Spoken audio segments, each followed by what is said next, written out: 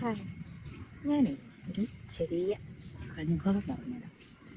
ഈ അടുത്തിടയ്ക്ക് എൻ്റെ ഒരു ഫ്രണ്ട് ആത്മഹത്യ ചെയ്തു. അവനെൻ്റെ ബെസ്റ്റ് ഫ്രണ്ടായിരുന്നു കേട്ടോ. ആത്മഹത്യ ചെയ്യാനുള്ള കാരണം എന്താണെന്ന് അറിയാം?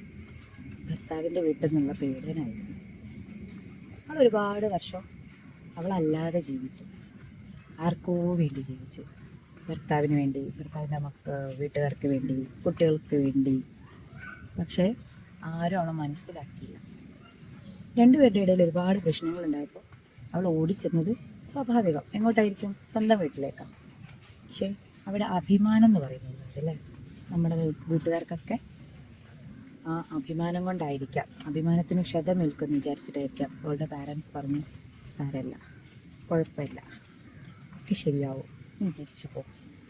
കാരണം വിവാഹം കഴിച്ചു വിട്ട മോള് ഭർത്താവിനോട് പിണങ്ങി സ്വന്തം വീട്ടിൽ വന്ന് നിൽക്കുക എന്ന് പറയുന്നത് അവരെ സംബന്ധിച്ച് വലിയ പ്രയാസമുള്ളൊരു കാര്യമായിരുന്നു. അവൾ തിരിച്ച് ഭർത്താവിൻ്റെ വീട്ടിലേക്ക് തന്നെ വന്നു. നമുക്ക് മനസ്സിലായി കല്യാണം കഴിഞ്ഞ് കഴിഞ്ഞാൽ, ശരിക്കും പറഞ്ഞാൽ അങ്ങനെയല്ലേ, കല്യാണം കഴിഞ്ഞ് കഴിഞ്ഞാൽ പെൺകുട്ടിക്ക് പോകാൻ ഒരു ഇടം ഇല്ല എന്നുള്ളതൊരു സത്യമാണ്. സ്വന്തം വീട്ടിൽ നിന്നിറങ്ങിയാൽ ഭർത്താവിൻ്റെ വീട്, ഭർത്താവിൻ്റെ വീട്ടിൽ നിന്നിറങ്ങിയാൽ സ്വന്തം വീട്, ഇതിൻ്റെ ഇടയിൽ നമുക്കൊരു സ്പേസ് ഇല്ല. അങ്ങനെ അവൾ ഒരുപാട് കാലം പിന്നെയും ജീവിച്ചു.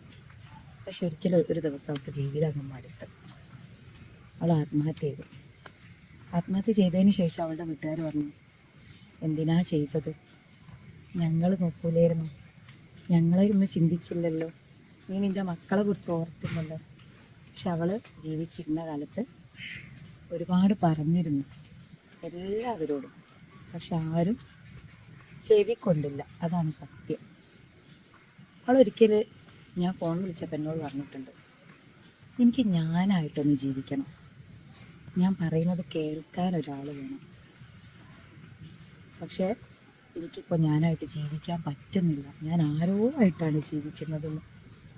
അങ്ങനെ ആരോ ആയിട്ട് അങ്ങനെ അവൾ മരിച്ചുപോയി. അത് അവളുടെ വീട്ടുകാരെ, അവളുടെ മക്കളെ, അവളുടെ ഫാമിലീസിനെ എല്ലാവരെയും തകർത്തു. അവളുടെ മരണത്തിന് ശേഷം എല്ലാവരും പറഞ്ഞു, ഞങ്ങളോട് പറഞ്ഞുകൂടായിരുന്നു, ഞങ്ങൾ ഹെൽപ്പ് ചെയ്യുമായിരുന്നല്ലോ. പക്ഷെ ഒന്നും ഉണ്ടായില്ല. ജീവിച്ചിരിക്കുന്ന കാലത്ത് അവൾ അത്രയും യാചിച്ചില്ല നിങ്ങളോട് ഓരോരുത്തരോടും, പക്ഷെ ആരും മൈൻഡ് ചെയ്തില്ലല്ലോ. ഇതിൽ നിന്ന് എന്ത് മനസ്സിലാക്കാം? നമുക്കൊരു പ്രശ്നം വരുമ്പോൾ നമ്മൾ ഓടി ചെല്ലുന്നത് നമുക്ക് ഏറ്റവും വേണ്ടപ്പെട്ട നമ്മളെ വീട്ടിലേക്ക് ആയിരിക്കും. അപ്പോൾ നമ്മളൊരിക്കലും മാറ്റി നിർത്താതെ ചേർത്ത് നിർത്തുക. അതായിരിക്കും വിവാഹശേഷം സ്വന്തം മകൾക്ക് കൊടുക്കാൻ പറ്റുന്ന ഏറ്റവും വലിയൊരു കാര്യം. Thank you.